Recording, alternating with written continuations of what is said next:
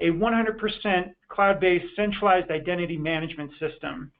Everything is done securely up in our global network of infrastructure so that latency is not a factor.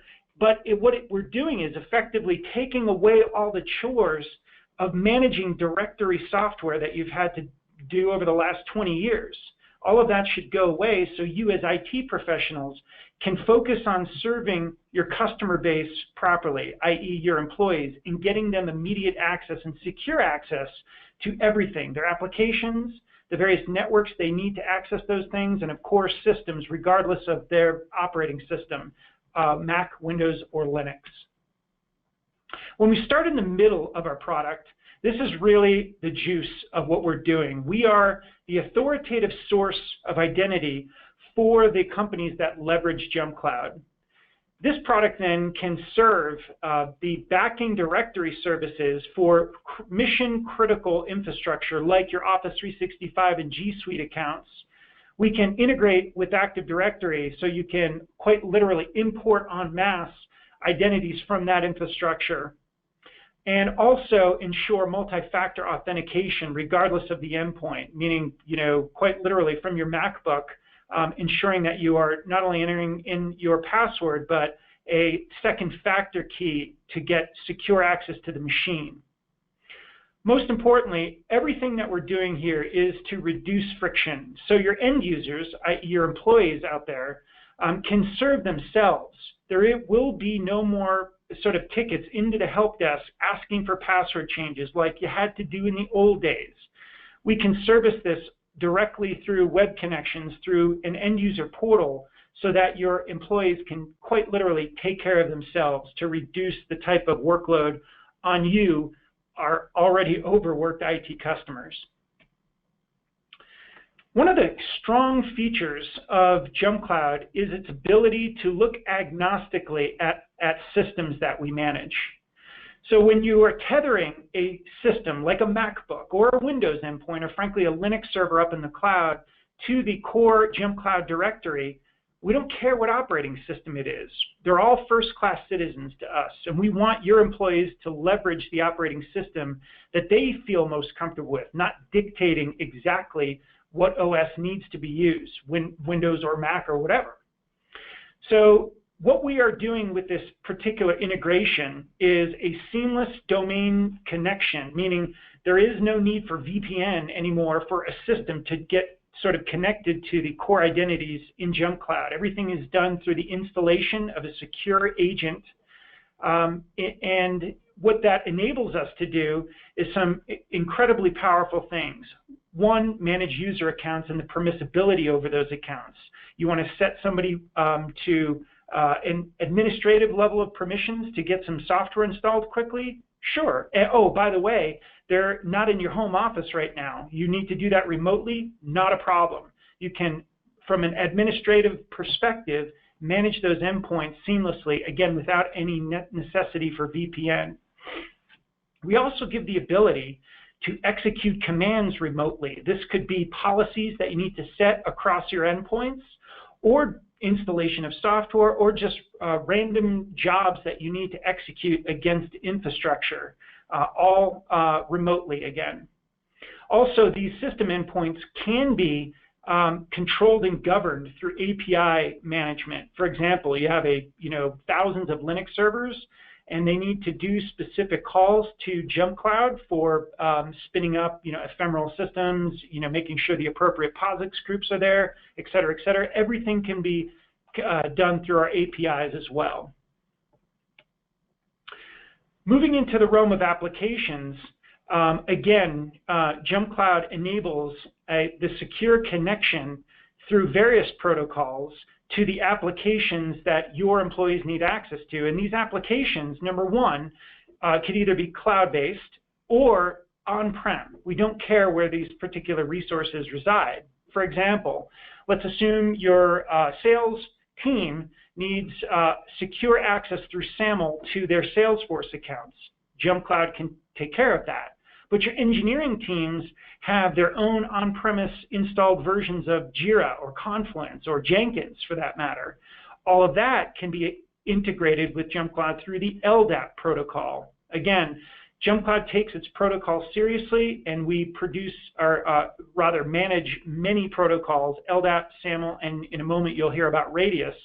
Also, you can tether these resources to those unique JumpCloud accounts within the directory structure. Finally, networks. So we've talked about resources like systems, like applications, but networks provide the conduit for an employee to even access those things. JumpCloud's unique Radius as a service functionality enables you to tether these various services or switches for that matter, or wireless access points through the Radius protocol so that they too can be tethered to a JumpCloud identity. A good example of this is, let's pick one, like the Cisco Meraki wireless access point.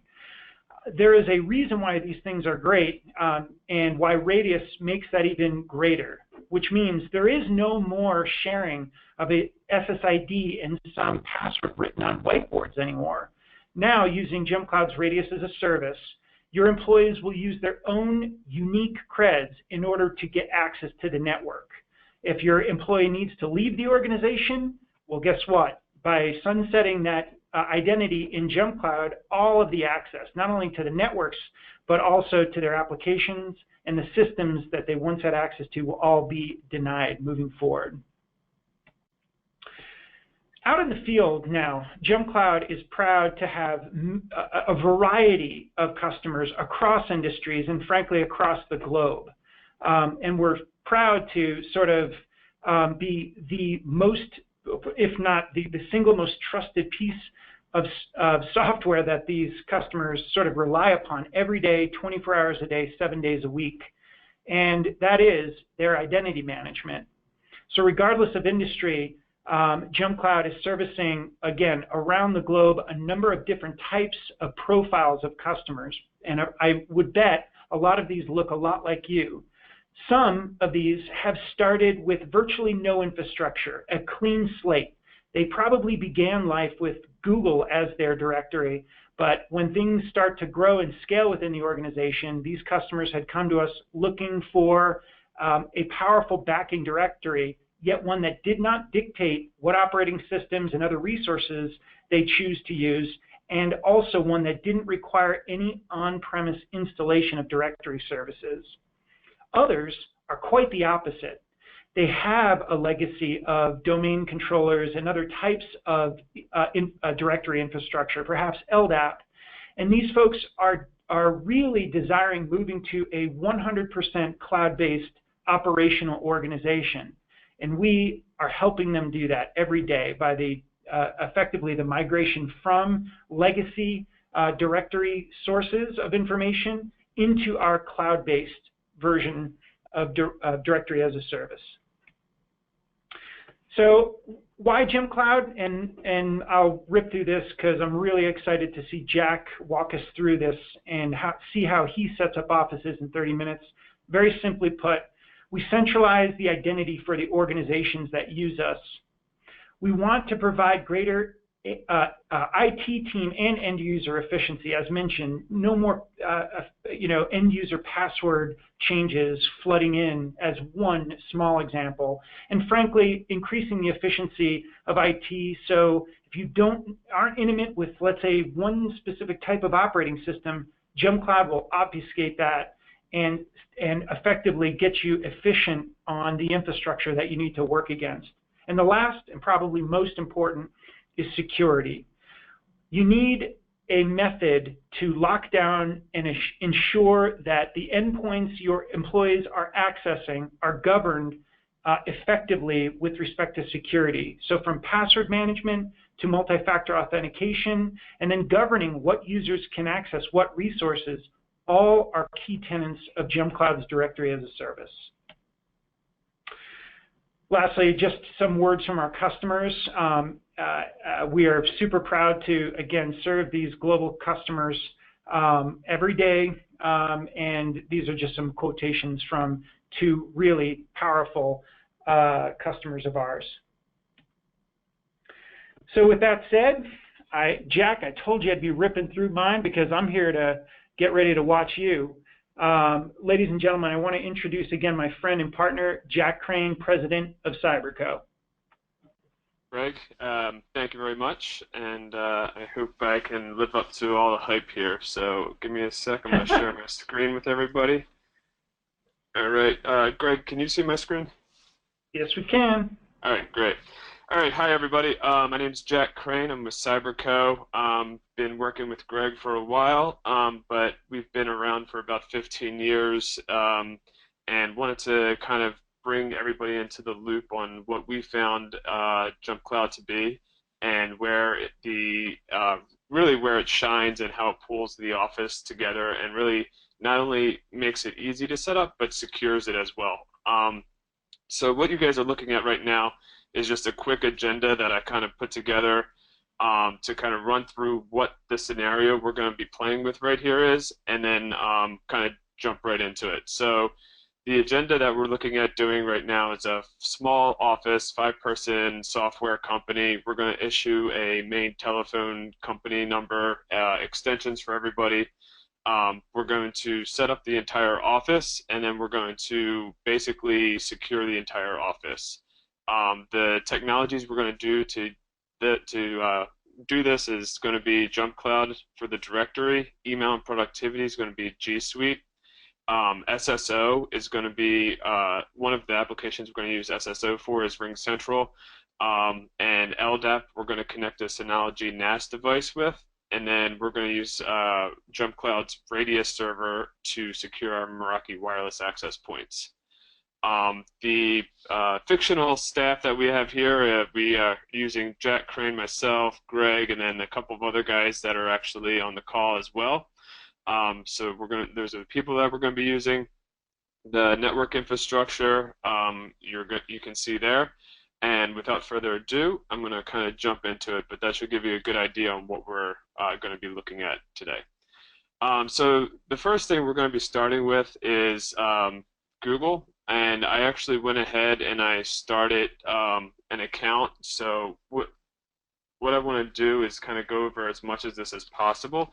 So when you're going to start a business or you're starting a new office, you have G Suite as a resource for you, and you basically could just go to gsuite.google.com and then click Get Started, and you can actually sign up for your G Suite account.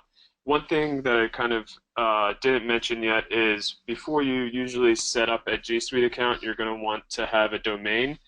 There's two ways to do this. One is you can actually use Google as a registrar, and you can just sign up for a domain there. Or if you already have a domain, we usually prefer GoDaddy as the domain registrar, and that's both for simplicity's sake, but also because they offer SSL certificates, and we like to keep everything together for SSL and our domains that we're managing. So this is a simple two-step process. We're not going to go through the whole thing here. I did it earlier, and that's why I have this account right here. But this is about a 15-step process that Google will walk you through, and you'll end up getting an account just like this here. So this is, as you can see, I just opened this account at 7:20 this morning, so a couple hours ago, and there's really not much in it. So we're going to go into the admin portal here.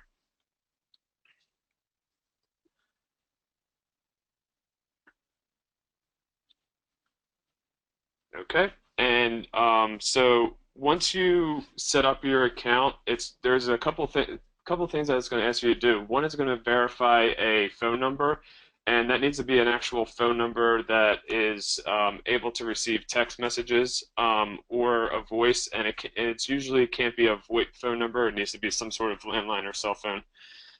So that's one thing to keep in mind that you're going to need to have. And you'll also need to have a previous account, email account, that it can reference in case you ever get locked out of this G Suite account. So once I created this account, I went ahead and, or what I want to do now is go ahead and add our users. So we're going to add the users that we just mentioned. So we want to add Greg, And we're just going to do Keller. And there we go. Okay, cool. So and as you can see, that's how easy it is to kind of add people to the account. And I'm just going to add 2 more real quick. And we're going to do Watson. And then the reason I'm doing this is because I want to show you guys how this connects to JumpCloud. And I know you guys are probably beyond this and don't need me doing it, but I want to prove that we can do this in a half hour, so I'm going to go ahead and do this. Okay, so we got 4 people in here. Let me just add the last person, which is Will. And we have our 5th person. So this is the 5 people that we have in the office, and they're all set up. So the next thing that we want to do after we have everyone in here in G Suite is we're going to want to make sure that everyone is going to be secured. So we would send out at this point a 2-factor authentication. But before we do that, I want to jump over to JumpCloud because I want to show what we would do at this point in a normal setup. So once again, I went ahead and I created a JumpCloud account as well earlier. Since we're under 10 people, we have an office of 5 people right now. We were able to try JumpCloud out for free, and that's, as JumpCloud says down here, that's free forever. So right now I'm using JumpCloud for free, and I only have 1 user in here that I created, and this is a best practice for both Google and JumpCloud in my opinion. But to create a system account, we use the word drive. And the reason we use the word drive is because it's synonymous with what we use it for in Google, which is the corporate drive folder, so that everyone can use that.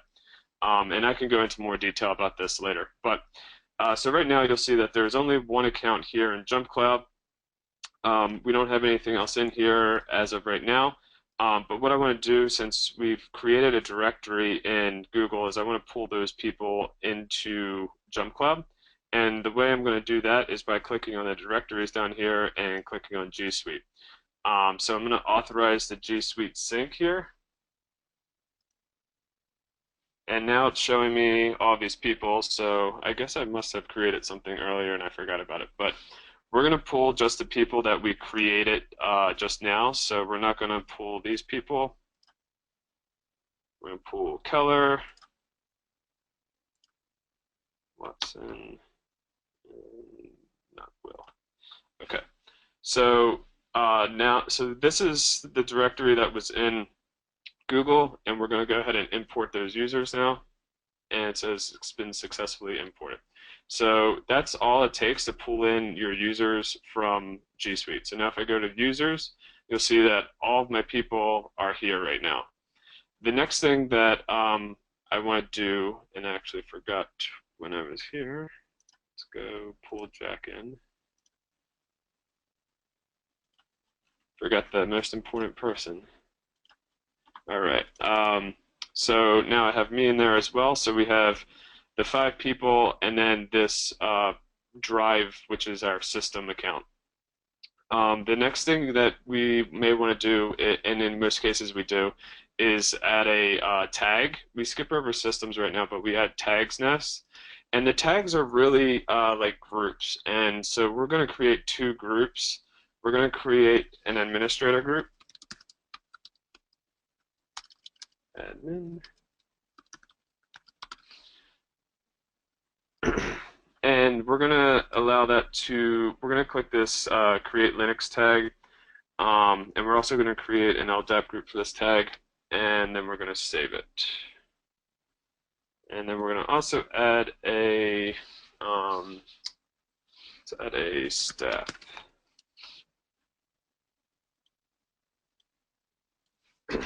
And staff, we'll just save that. Okay, so now we have two groups in here. We have a staff and an administrator. And now what I'd like to do is basically create a system. So we're going to go, or add a system. So we're going to go ahead and add the system that I'm on. So you basically what you need to do here is download the agent, and then this is the key that we're going to need later. So we're going to copy that, download this agent. And there's multiple ways to do this as far as deployment methods are concerned. And Greg, do you want to talk on that while I'm installing this? Real briefly, because I know you're about to move forward with the demo. Yeah, what you saw Jack do is download the client install. That client install can be baked into images. For example, we have many customers who, let's say just for Mac, use the Jamf Casper suite, which effectively bakes in our image, deploys it out to the freshly created image when a MacBook is onboarded to the organization. And quite literally, upon first boot up, the employee will enter in their JumpCloud credentials and light up the machine. We have similar approaches for Windows. And of course, if you're managing Linux servers, that's baking in the image to an Amazon AMI or other sort of Linux virtual image is also super easy.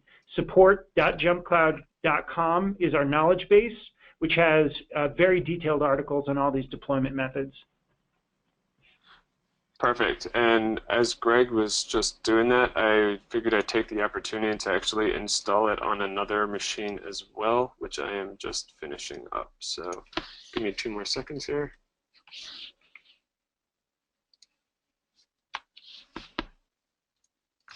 So we're going to install this on a Windows machine, and we'll see that come into the dashboard as well. All right, and while that's happening, we're going to move on. And so the next thing we're going to talk about is how, sorry, we did the tag. So the next thing we're going to do is go over to our Meraki dashboard. And what Meraki is basically a system that covers networking, switching, firewalls, security appliances, routing, wireless access points, and more. But it does it in a way that is for a modern organization, so that we can actually use the cloud to our benefit. And what that means is we're going to have a single pane of glass to manage the whole network infrastructure of any of our companies. This is the dashboard here. So one thing I wanted to do before I log into my dashboard was show you that you can actually, on a Meraki, you can actually do this demo down here, and you can actually play around with it a little bit. So we're going to sign into mine here.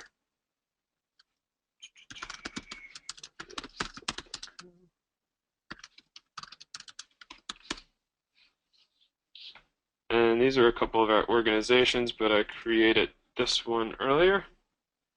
And so we have our Zazuga, and what I did earlier is I added a wireless section to this network. And just real quickly, so you know how to do this, if you go to Organization and Settings, this is where you can name your network once you add a network.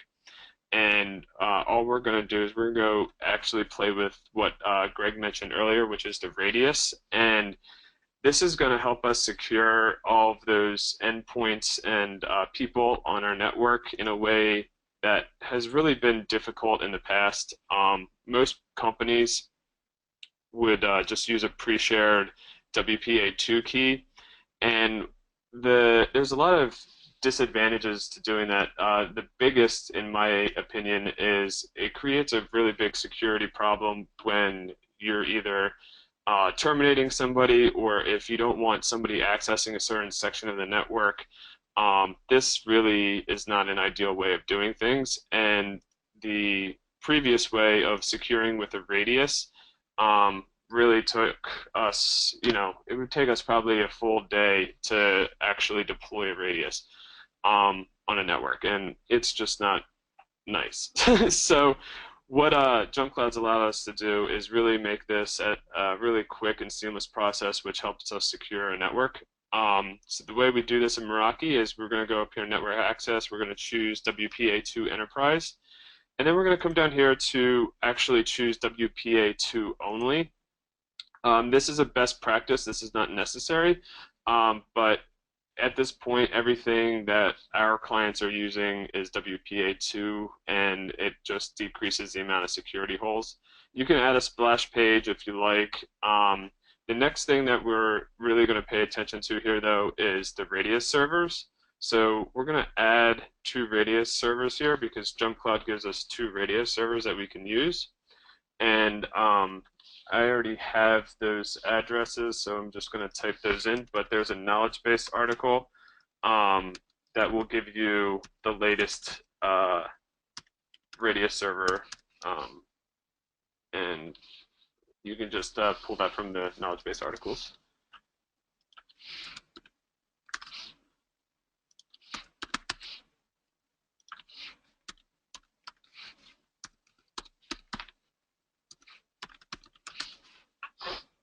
Okay, so I have the 2 servers in here, but we need our secrets. So in order to find that, we need to go over to our radius in JumpCloud, and you can read through this here. I already know this stuff, so we're going to go ahead and just create these. And in here, we're going to have a server name. So this is just a name that is convenient for you to know. So you can call this, like main office Wi-Fi or whatever it ends up being. This IP address down here is going to be your WAN IP address. So that WAN meaning the IP address that your internet service provider gave you, and that if it's dynamic can be an issue because that can change. One of the things that I actually don't know. Greg, are you still with us? I am. Sorry, we have so many cool questions that I'm trying to get real-time responses to. Repeat the question, I'll give you an answer. I have one question, actually. Does the IP address in JumpCloud actually have to be an IP address, or can it be a dynamic IP address? We don't support dynamic IP addresses right now, unfortunately. Definitely part of our future roadmap. So right now it will be the static IP that we need to expect traffic from. So there's your answer. Gotcha, yeah. Gotcha. Because one of the features that Meraki offers and that we use a lot with the Meraki is that you can actually go into your Meraki network and find basically a URL that's going to translate to that static WAN or that dynamic WAN. And if we are, in a lot of cases, we're able to use that. Here, we just put in whatever the IP address is, and I am just looking at what mine is right now. So right now I use dynamic, so this isn't a big security concern for me to put this in here. And that's ours right now. And so we're just going to save this. Oh, it's already used. So create one. And so let's just create a different one.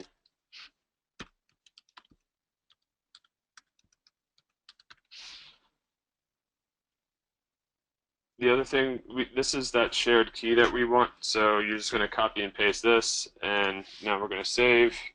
So that's one of the radius servers, and we're going to do the same thing again one more time. So we're going to do main office backup Wi-Fi, and we're going to name this a different IP address. Oops.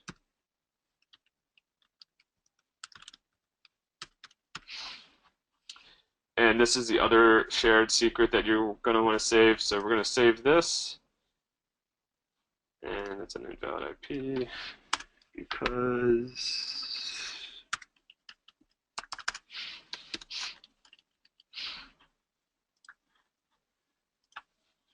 and we're going to paste that secret key.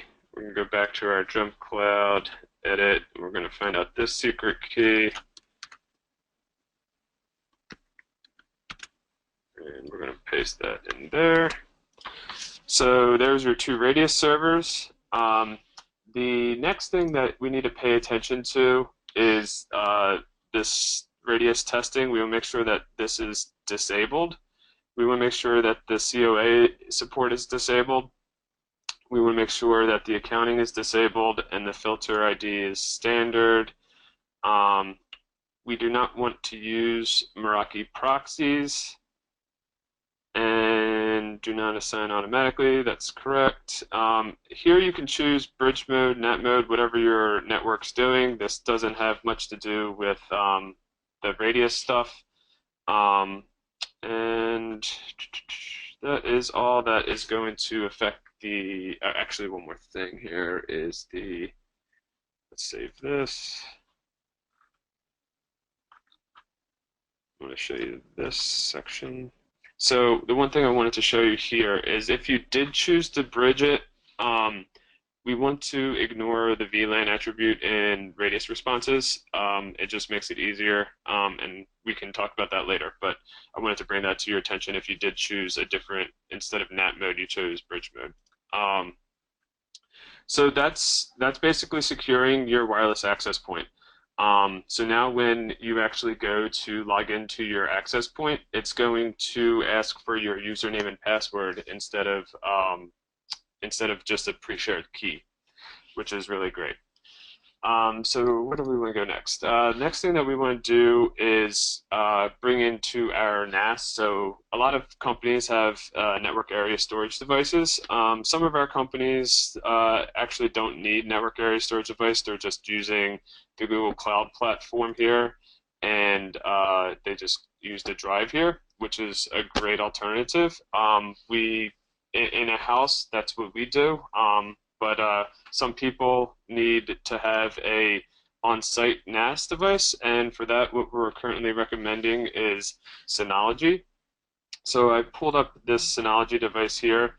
This is a local IP address for it here in our office, just 192.168.128.5, and we're going to sign into it.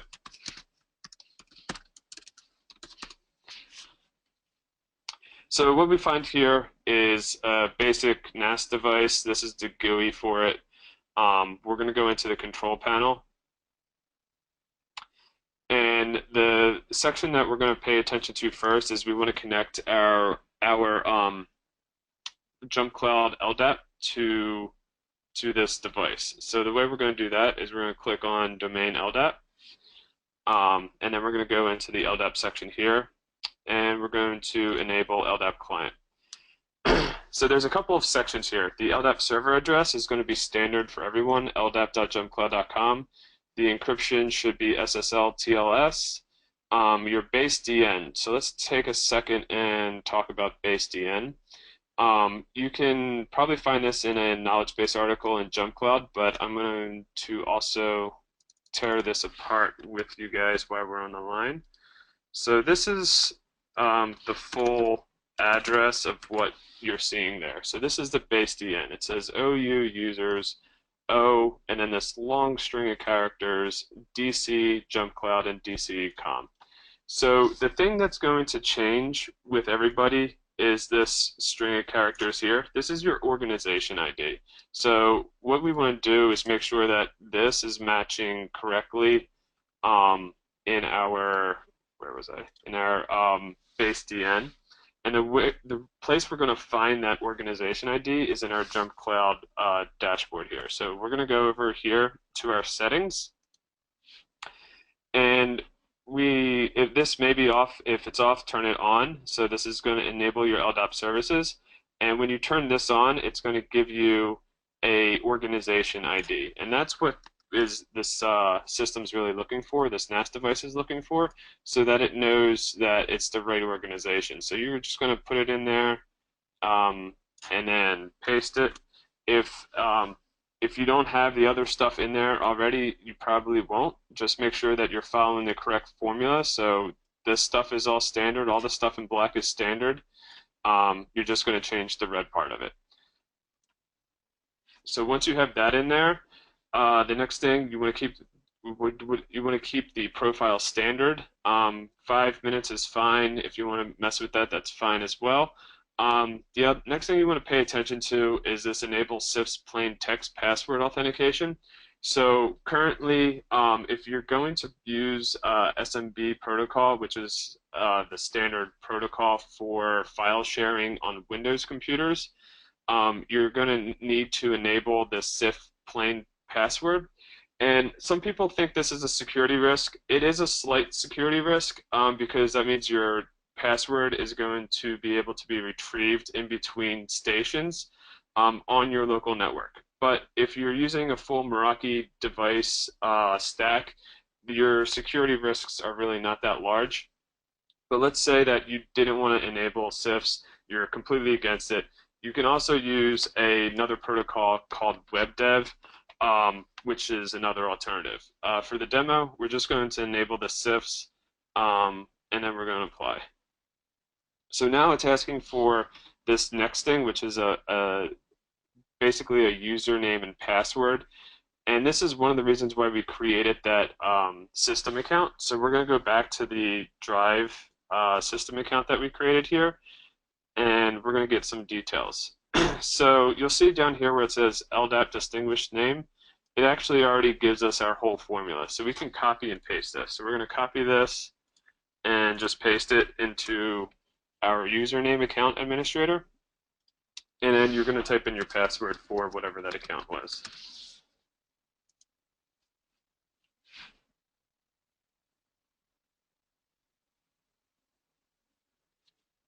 All right.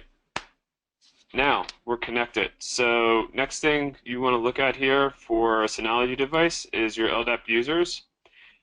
So it only pulled this user in because we didn't activate the other users yet.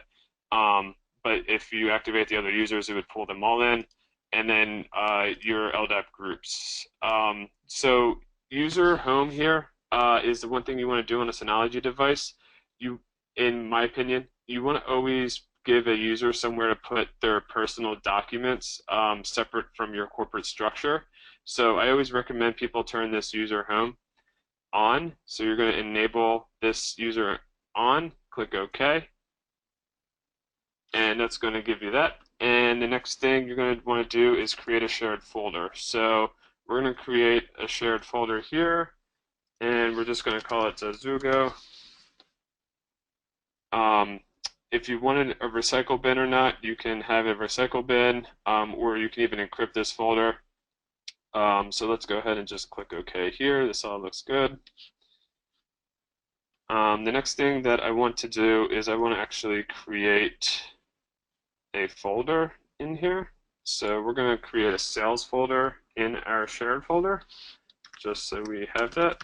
So we have a sales folder. So now we have a sales folder in there.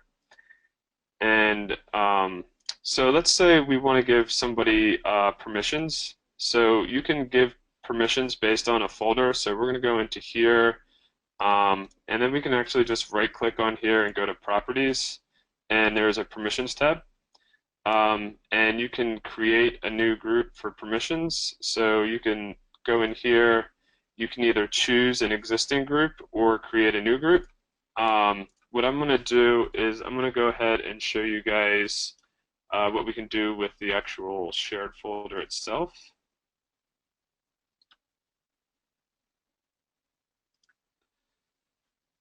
And go into our shared folder and edit this. And we're going to go into permissions here.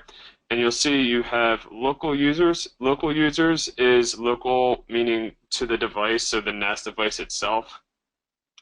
But these are your LDAP users. So we're going to go to LDAP users, and then you can give individual permissions there if you want read, write, read only, and you guys know how to do that. So we just gave our one user read, write permission for this shared folder, so he can access that and access the sales folder. At this point, you can go ahead and connect, map this drive to an individual workstation or not, however you guys want to set that. And anything else we want to do on this Synology? No, I think that's good. So we have our Synology set up. We have our Meraki set up. Next thing I wanted to talk about is how to actually set up your SSO applications. So we're coming back to our JumpCloud here, and we're going to go to Applications. And you'll see that I have a RingCentral application added here. The thing that you're going to find under Details is that I've already went ahead and moved forward with most of this stuff. The reason is because we have to, in order to set this up, we actually have to send the metadata to RingCentral to set it up. So here you'll see what you need to do, which is actually pretty straightforward, which is you're going to go ahead and here put in your domain name and your secure domain name, so it's an HTTPS. For your private key and your certificate, there's a couple of ways to do it. We prefer to use PuTTY's keygen, so it's pretty easy, but we can, if you're interested in it, we can send that out after the webinar, and it's basically a 2-button click to generate your private key and public key. Once you have those two things, you're just going to upload them, and then this is the other tricky area. JumpCloud's going to pre-populate this information for you all the way up to the equal sign, but the next thing you need to do is actually change or actually encrypt your email address. So we went ahead and we encrypted the email address there. So there's another tool that we can use for that, and we can actually put that in an email after this webinar as well. I'll make a note to send that out to everybody. The next thing is, this is standard as well. We don't want to touch this, and then this is just a label for your reference that is displayed. Once you're done putting all that information in, you're going to save it. And you're going to click this export metadata. Once you export this metadata, that's going to go to RingCentral. So you're going to click export metadata. It creates a little file, and you're going to send that file over to RingCentral. They're going to put it onto your account so it knows where to look for sign-on authentication. And once that's done, and RingCentral does their side, you can go ahead and sign into your RingCentral account. And you can go down to the SSO integration, and you're going to turn it on. You're going to put in your identity provider entity ID, and that is your entity ID there, and your SS unique phone number or email. We use email, so you're going to keep that on email, and you're done. So that's all you have to do there. You're going to hit save, and you'll be good to go. There's now that we're at the SSO section of our demo, I wanted to talk about a couple of ways that you can also do this. Since we've already set up a connection between RingCentral and Google, you can also use any catalog in RingCentral as well.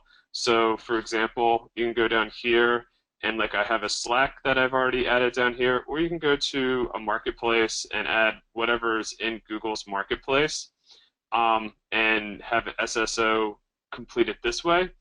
Another way, and more powerful way of doing things is actually in Google's admin portal. And in Google's admin portal, there's a section called Apps, and we're going to go into Apps. And what Apps has in there is SAML applications.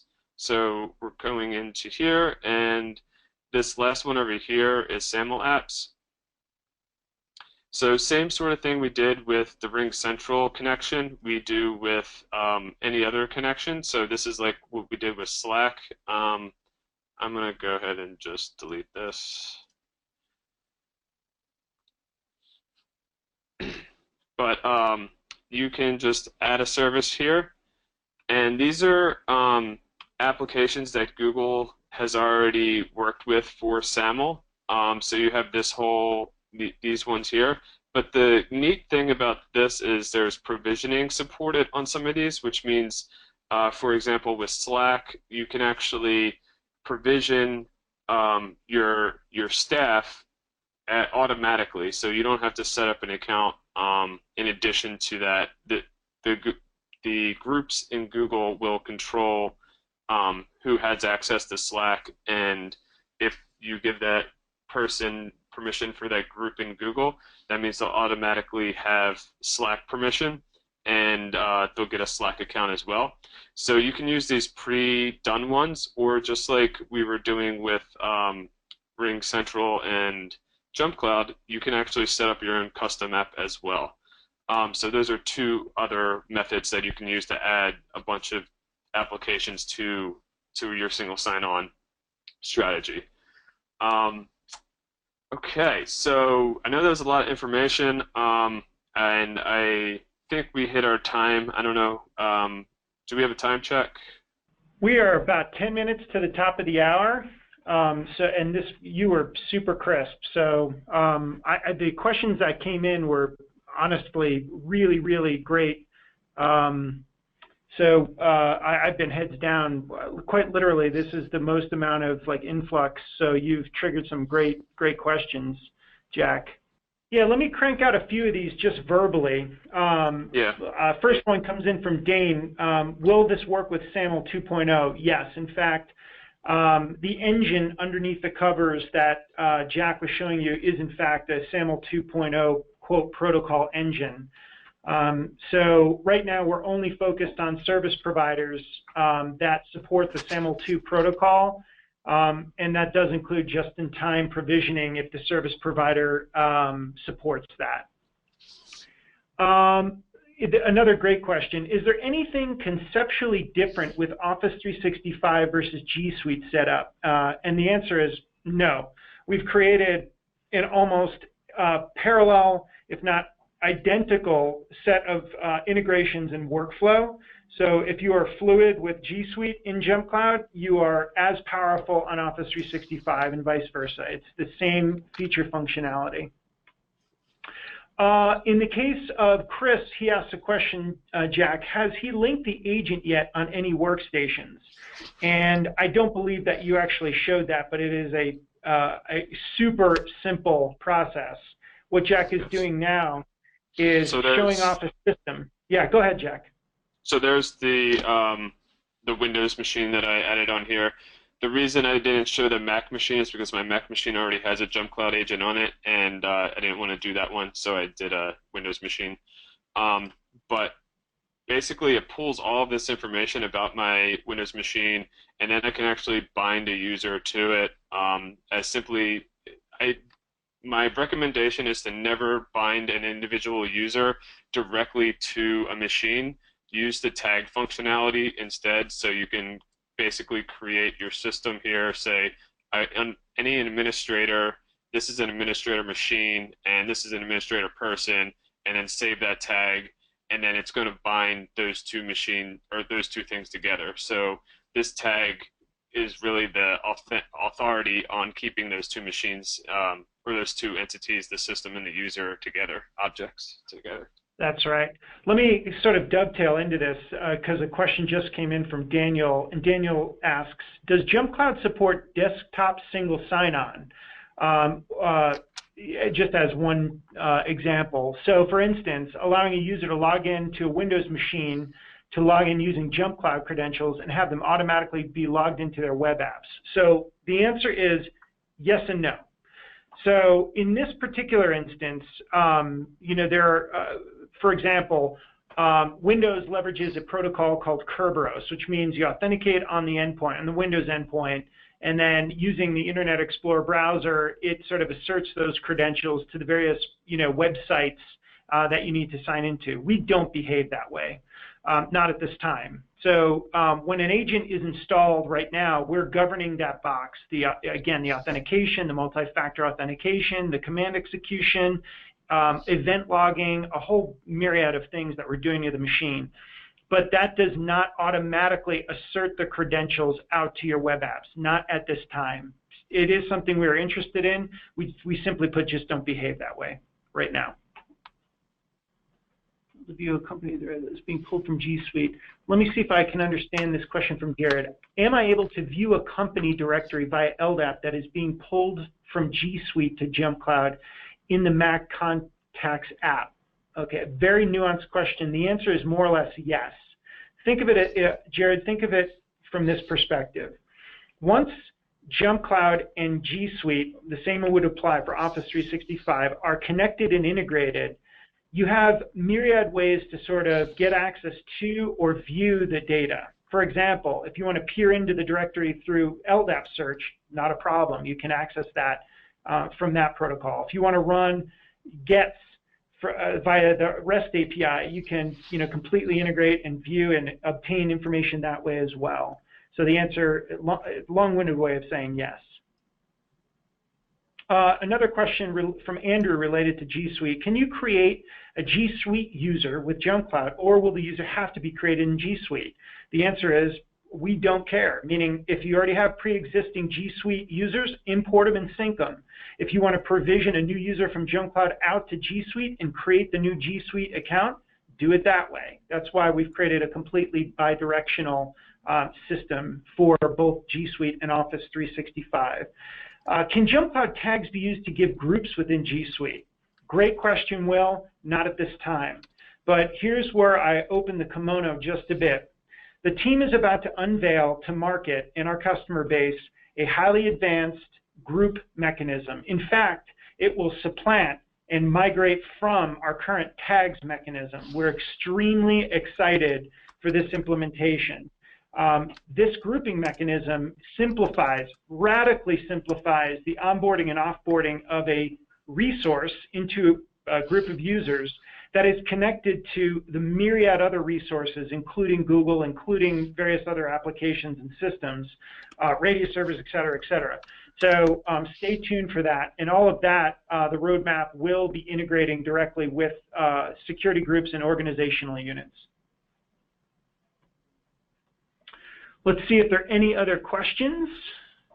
One last one from Josh. Can logins to apps via JumpCloud SSO be restricted by geo or the origin IP of the user? Unfortunately, Josh, not right now. We have a pretty big objective to solve those problems, not only for SSO, but for other protocol endpoints that want to restrict resource connection via whitelisting or blacklisting IP addresses and other kind of identifiers. So stay tuned for that. And Jack, it is exactly the top of the hour, and like clockwork, I think we're able to jam out all of these questions. If your question was not answered, I will try and spend some additional time getting back to you directly. So with that, Jack, I'm going to say a quick goodbye to everyone and a thanks. To you specifically, Jack, you were amazing. It's really, really cool, if not empowering, to see someone outside of our company just fluidly move through this product and show how, using real technologies that I'm sure our customers out there are using, can set up an office in 30 minutes. Just so you know, you were 33 minutes. I'm keeping you honest. I'm going to send out these two links also. I don't know, do we have a way to do that, to send out these two links, Greg? Yeah. Everybody will be contacted with information about this webinar, including the recording of the webinar, so you can hear our voices again in the future on demand. Perfect, yeah. So these are the two tools that make the SSO creation and connections a lot easier than what you may have done in the past. So we'll include those in that email as well. Outstanding. Jack, can't wait to see you again. Thanks so much for working with us and showing our common customers how you get it done. Perfect. Thanks, Greg. Thanks, everybody. Cheers. Thanks, everyone.